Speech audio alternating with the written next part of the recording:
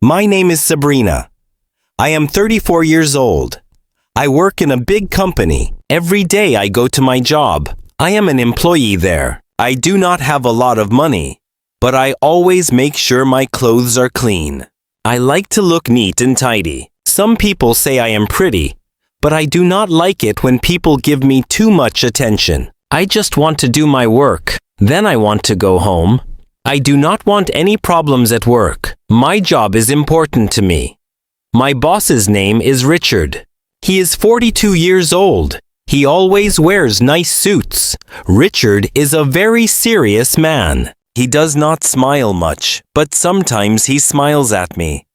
I try not to think about these smiles. But Richard started coming to my desk every day. He would ask about my work, but that wasn't the only reason he came. I felt his eyes on me. It made me feel uncomfortable.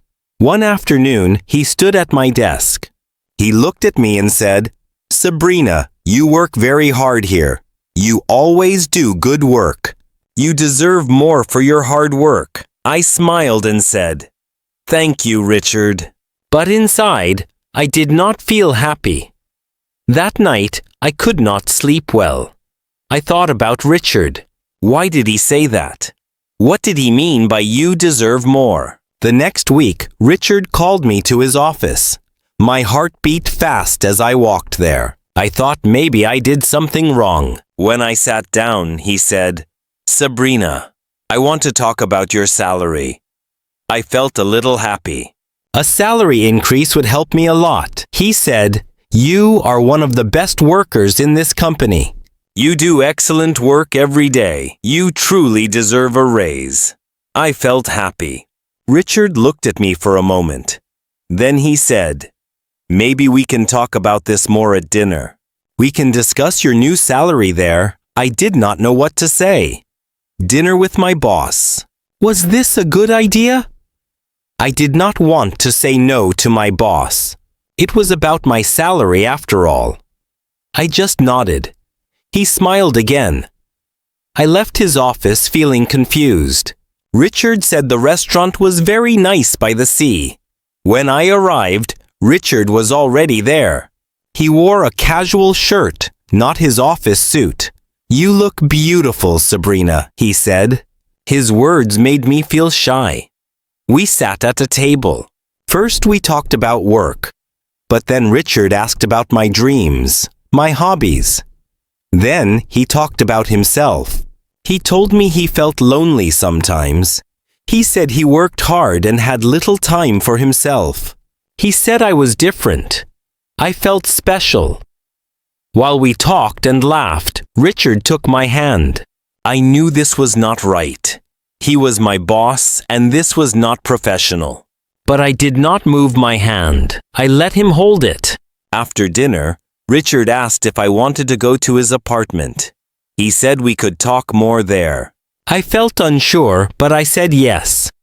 We walked a short distance. His apartment was quiet. I sat on a sofa. Richard sat next to me. My heart began to beat fast. He took my hand. Then he kissed me. It was a long kiss. I did not stop him. That night, I stayed at his apartment. I slept with Richard, my boss. It felt like a dream, but it was real. The next morning, I woke up early. Richard was still sleeping next to me. I felt strange. Soon he woke up.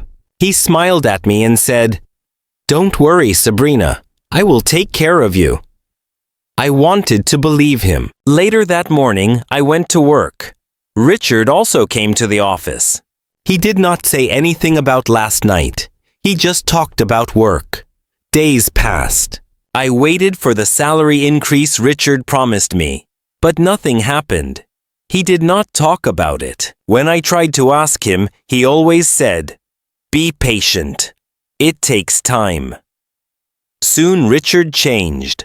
He stopped coming to my desk. He did not smile at me. In meetings, he did not look at me. He was very cold, like a stranger. I felt very bad. My heart hurt. Richard only used me. He did not care about me. I felt angry and sad. I knew I had to talk to him. I wanted to know why he lied to me.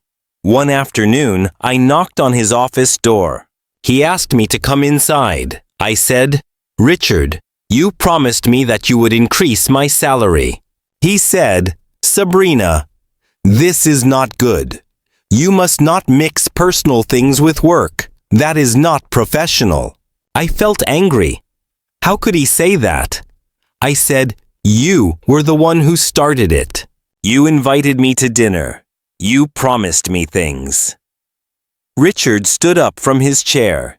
He said, "Enough, Sabrina. Go back to your desk now. We will not talk about this again. This conversation is over." My heart broke. My eyes were full of tears. I walked out of his office. I felt empty. I couldn't focus on my work anymore. My mind was not clear. In the office, people started talking about Richard and me. I thought maybe someone had seen us together. One afternoon, my phone rang. It was a call from the HR manager, Miss Harper. She asked me to come to her office for a meeting. When I sat in front of Miss Harper, she looked serious. She asked me about my relationship with Richard. I wanted to say nothing, but then I remembered his fake promises. I told Miss Harper everything. She listened carefully. After I finished, she told me that the company would start an investigation. Richard said that I was lying, but the HR team found messages he had sent to me. Richard was fired from the company. He was gone, but my life did not become easier. In fact, it became much harder.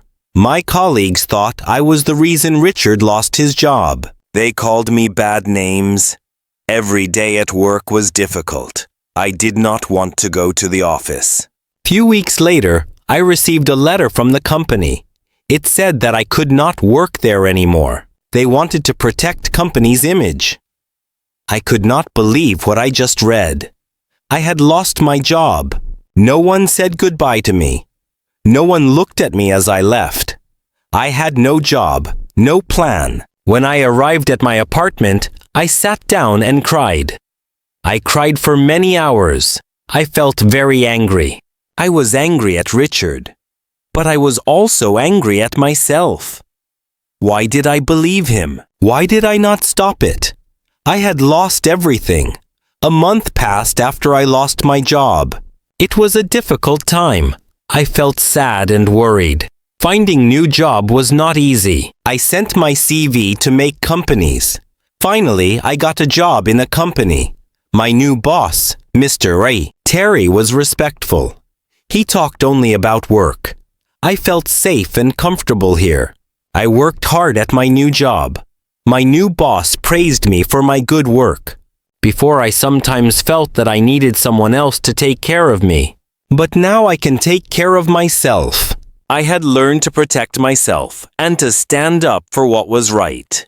I knew my worth, and that was the most important lesson of all. If you like this story, please like, comment, share, and subscribe.